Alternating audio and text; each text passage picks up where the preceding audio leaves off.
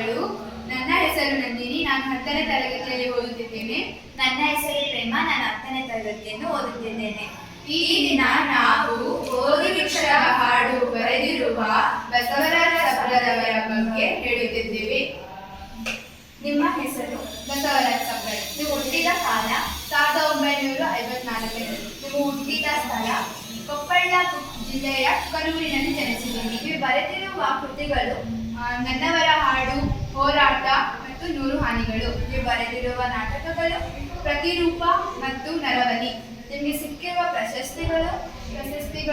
ಕಾವ್ಯಾನಂದ ಪ್ರಶಸ್ತಿ, ಸಾಹಿತ್ಯ ಶ್ರೀ ಪ್ರಶಸ್ತಿ, ಕೇಂದ್ರ ಸಾಹಿತ್ಯ ಅಕಾಡೆಮಿ ಪ್ರಶಸ್ತಿ ಮತ್ತು ಕರ್ನಾಟಕ ನಾಟಕ ಪ್ರಶಸ್ತಿ. ನೀವು ಬೋಧಿ ವೃಕ್ಷದ ಹಾಡು ಆಯ್ಕೆ ಮಾಡಿದ ಕೃತಿಗಳು ಯಾವುದು? ಬದಕಟ್ಟೆ ಹೆಡೆ. ಕನ್ನಡ ಸಾಹಿತ್ಯದಲ್ಲಿ ಅನೇಕ ಕೃತಿಗಳನ್ನು ರಚಿಸಿದ್ದಾರೆ. ಧನ್ಯವಾದ.